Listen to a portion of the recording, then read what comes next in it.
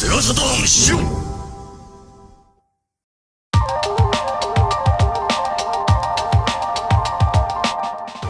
Shoichiro Irimajiri was known as the Prince of Honda, spearheading much of the Japanese automaker's growth from a motorcycle company into a leading auto manufacturer in the US throughout the 1980s. Due to some health issues, he was forced to step down as president of Honda, and later rebounded to an executive role at SEGA in 1993, right at the height of the company's rise to glory in the West.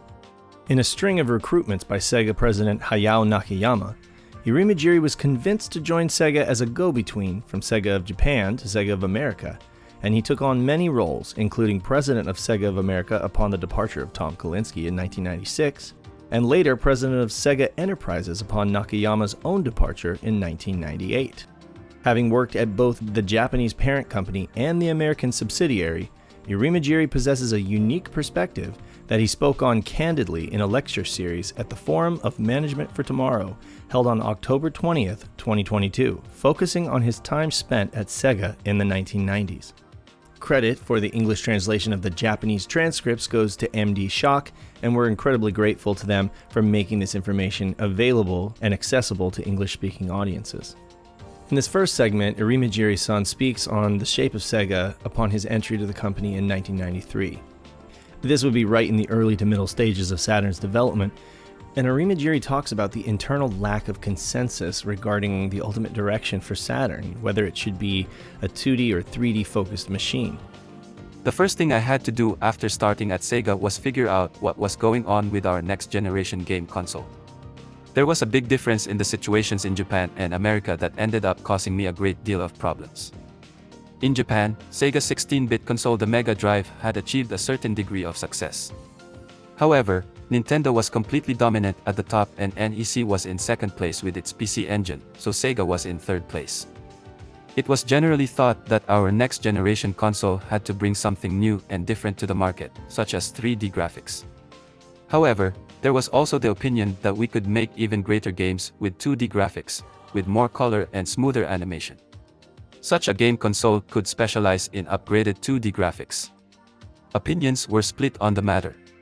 Without a clear decision being made, the next generation console design featured both the ability to do a limited amount of 3D graphics and the ability to do the highest level of 2D graphics. Irimajiri also goes on record regarding the distribution of PlayStation development prototypes and their reaction of third parties going all in on developing 3D titles. He also confirms the late addition of a second SH2 slave CPU as a means of boosting Saturn's 3D computational power. In the middle of 1993, right when I joined Sega, Sony revealed the 3D graphics capabilities of its PlayStation. Around that time, Sony had finished its prototype development hardware and was distributing it to third parties. In response, the third parties shifted their focus to developing games using 3D graphics. The polygons per second capabilities of the PlayStation were truly amazing. They were even on a level near Sega's Virtua Racing. We soon learned that many third-party developers had made the decision to abandon 2D game development in favor of 3D graphics. It was a very bad situation for us. There was a huge debate about whether it was okay to release the Saturn as it was with its limited 3D capabilities. It was decided we had no choice but to increase the 3D capabilities. At the absolute minimum, the Saturn had to be able to handle the 3D graphics of Sega's fighting game Virtua Fighter. That was impossible on the Saturn as it was then. To put it in simple terms, the Saturn's CPU could not handle the heavy processing required to create the 3D graphics. A possible solution was to add a GPU, a graphics chip, that could specialize in handling the heavy graphics calculations. However, it was far too late to begin development on something like that, so it was decided to use a second Hitachi SH2 CPU in place of a GPU. The architecture of the Saturn was revised to include two SH2s, and that's how the Saturn was released. So, in Japan, the 3D capabilities of the Saturn were boosted. However, in America, they didn't want to go in that direction. Here, Irimajiri speaks on the strong differences of opinion between SEGA of Japan and SEGA of America, whereby, having taken third place with the Mega Drive in Japan, SOJ simply wanted to move on to the next generation, while, hot off the late success of the Genesis in the West, SEGA of America were quite insistent on taking their own approach. The Genesis had been so successful, and third parties were still in the middle of developing games for it. Therefore, before releasing a next-generation 3D-capable console, they wanted to release an enhancer for the Genesis that would boost its capabilities. This is where things got messy. Since we wouldn't be able to release the Saturn in America, I was told to go there and help resolve the situation. I had just joined SEGA at the beginning of July 1993, and by the middle of July, I flew out to SEGA of America. I still didn't have a good understanding of the game industry, so I was just going to listen to what they had to say. I met with SEGA of America President Tom Kolinski and Head of Software Development Joe Miller. They told me that there was no way they could abandon the incredible success of the Genesis. They made this clear to me in a very passionate manner. After that, I returned to Japan. Executive Vice President and COO of SEGA of America, Shinobu Toyota, also commented on this very scenario in the Sega Mega Drive Genesis Collected Works published in 2014. SEGA of America's issue was that Saturn was far too expensive. The Genesis was selling at $149, but the SEGA Saturn looked likely to be a $399 machine. That sort of price had never been seen before. So Joe Miller said to Nakayama, in front of everyone, that if we created an add-on to the Genesis, and used part of its guts, we could deliver the performance of the Saturn at half the price. So Joe started to draw up the diagram of how we'd do that, and that was the 32X. It was in that room with just 5 or 6 of us that it all started. Even SEGA founder David Rosen himself goes on record regarding the strong disagreement between SEGA of Japan and SEGA of America in the same collected works published in 2014. I played the part of coordinator between San Francisco and Tokyo. There were always differences and problems, and my time was spent on that. Tom was great. He did a hell of a job, but it wasn't always easy for him to understand the decisions in Japan, and there they couldn't always appreciate necessities, like cutting the retail price of the machine. After the Genesis, SEGA of America was interested in developing peripherals, while SEGA of Japan wanted to move on. It wasn't necessarily a friction, but there was a lot of going back and forth, helping to resolve issues with the ultimate aim of achieving what both arms of the company wanted. And finally, president of SEGA Enterprises at the time, Hayao Nakayama, summarizes the entire issue, acknowledging the concern over cost in the same collected works published in 2014. The main worry was the high production cost of the Saturn. We had a lot of discussions with SEGA of America about this, and we came to the conclusion that it would be worth using the huge customer base of the Genesis rather than switching to the Saturn. SEGA of America insisted that US consumers could not afford the new console, and because of the team's great success with the Genesis, SEGA of Japan finally relented concerning the 32X. Then Nakayama had to turn around and convince the Securities Analysts Association of Japan that this whole 32X business was actually a good idea and part of some master strategy in a meeting on July 26, 1994. This year's holiday season will see the fight begin between Sony and SEGA. The question at the forefront of everyone's mind is how many units a 50,000 yen console can sell, but this is something that we'll never know without trying. Regardless, within the Japanese market, our efforts will be centered on the Saturn.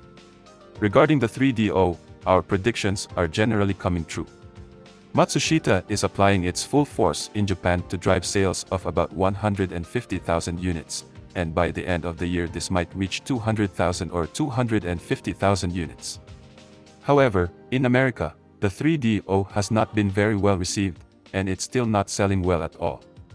I'd call it an overwhelming defeat. If you make a mistake with a launch in the American market, it's very difficult to recover. The first problem is that retailers won't carry your product. Therefore, neither Sony nor SEGA is going to put our 32-bit consoles on the market in America. Of course, that doesn't mean we'll never release them there. At SEGA, we've come up with a new strategy, something never before done. That strategy is to compete in the American and Japanese markets with different game consoles. In America, SEGA will release a 32-bit console called the Genesis 32X. This is an attachment for the current 16-bit console that will turn it into a 32-bit console, and it doesn't have a CD-ROM drive. It uses cartridges.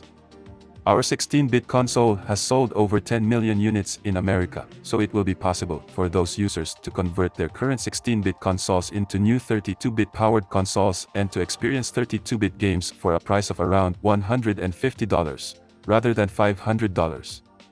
This is the strategy we've decided to pursue in America. Putting out two consoles at the same time is going to create confusion in the market, so we're going to clearly divide our strategy. Up to now, we've released our consoles first in Japan and then after that in America. However, now we're trying something different. We're going to release different consoles at the same time in each region. With the current trends, I think this is the best marketing strategy for us. The 16-bit home console market has finally peaked, and we're currently in the down season. Therefore, I don't expect the new console generation to really take off until next year's Christmas season. The new console hardware is being launched in a hurry, so it's not going to be a sudden explosive growth in business like we've seen so far.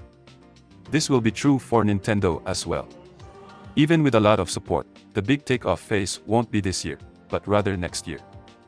And finally, in this most recent business lecture, Irimajiri-san summarizes the ultimate fallout in Sega's loss of several third-party developers from their decision to split the market and release the 32X in America. We would release the Saturn in Japan at the end of 1994. Meanwhile, we would develop an enhancer for the Genesis, the 32X, that SEGA of America would release at the end of 1994. We would split the markets that way. The Saturn's American release would be postponed for a year. That's the plan that was eventually agreed upon. It turned out to be a huge strategic blunder, and it would cost us heavily until the very end. The American third parties that were counting on the next generation hardware were thrown into great confusion, and they ended up going to the PlayStation. They didn't continue on to the Saturn. In this next segment, Irimajiri speaks on the discovery of great financial losses from Sega's American subsidiary. And he also addresses the financially risky business agreements between Kalinsky and large retailers that ultimately led to these great financial losses. A huge problem came to light at SEGA of America. In the American market, it was typically large retailers such as Toys R Us and Walmart that stock game hardware and software. Those kinds of retailers would buy a huge quantity of stock at first. However, if they didn't sell the stock within a certain period, they'd send it all back. We would have to buy it all back. SEGA of America's posted profits in 1993, for example, were all washed away because it had to take extraordinary losses on return stock later on. Those extraordinary losses came to $100 or $200 million at a time. Furthermore, retailers in America held a lot of power, and they required manufacturers to have a certain amount of inventory on hand to replenish stocks when items sold out. For example, retailers required SEGA of America to have at least 500,000 Genesis hardware units on hand to replenish sold stock, or they wouldn't do business with us. SEGA of America had an excess of inventory that would all be sold at once, bringing in a huge amount of revenue. Then, all that inventory would come back from retailers later on and SEGA of America would take a huge loss. With the Genesis, all of those losses started to appear in 1994, 95, and 96. If you added up all the losses, the number would be astronomical. When we looked at the numbers carefully, even though SEGA of America had a reputation for earning so much money, it turned out they weren't earning much at all. Former Sega Enterprises Chief Financial Officer Shinichi Nakamura had this to say about SEGA of America's inventory problems and the resulting financial problems in the February 24, 2023 edition of the Nikkei Sangyo Shimbun. SEGA of America and SEGA of Europe had accumulated a huge quantity of unsold stock. These overseas subsidiaries were strongly independent, and from Japan we weren't able to see what was truly going on there. In addition, at the time, non-consolidated accounting was the norm, and priority was given to the parent company's performance in terms of how the numbers were calculated. However, toward the end of the 1990s, the trend became to emphasize consolidated accounting. When we recalculated the figures on a consolidated basis, we finally saw the reality of the mountain of problems that had built up. As the person in charge of the administrative division, I should have realized what was happening before it was too late. If I had done so, I would have been able to implement more thorough inventory control or to undertake restructuring.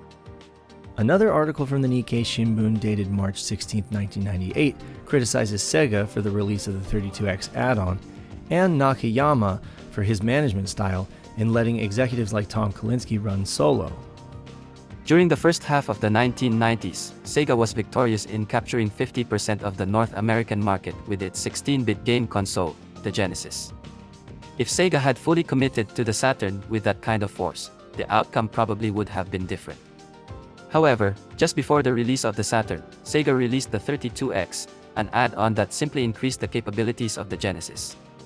The intention was to boost profits from the Genesis install base, but the result was a disaster. Among software developers, there was a rapid spread of distrust for Sega. The Saturn was released under these negative conditions. The 32X was handled by Sega's North American subsidiary, SOA, whose president had managed to persuade Nakayama to let him sell the add-on. However, soon after, that president was allowed to resign at his own convenience without being called on to take blame for the failure. Nakayama is famous for his management style of sure punishment or reward, but his sharp intuition for the arcade industry failed him when it came to the home console industry, where he lacked experience. Because of that, he allowed some executives to run solo. And finally, in this recent business lecture, Irimajiri speaks on his own request for Kolinsky to restructure SEGA of America for profitability. Ultimately failing this restructuring, Irimajiri reveals that he had to ask Kolinsky to resign as CEO of SEGA of America. We decided we had to change things, and that necessitated reducing the size of the company. We told Tom Kolinsky that we'd give him 1 year to restructure the company like so. This was quite a strong request. After 1 year, in 1996, the restructuring hadn't progressed at all. We decided we had no choice, and I was ordered to go to SEGA of America and take over as president. Tom Kolinsky was asked to step down. I initiated the restructuring and worked to make the company healthy.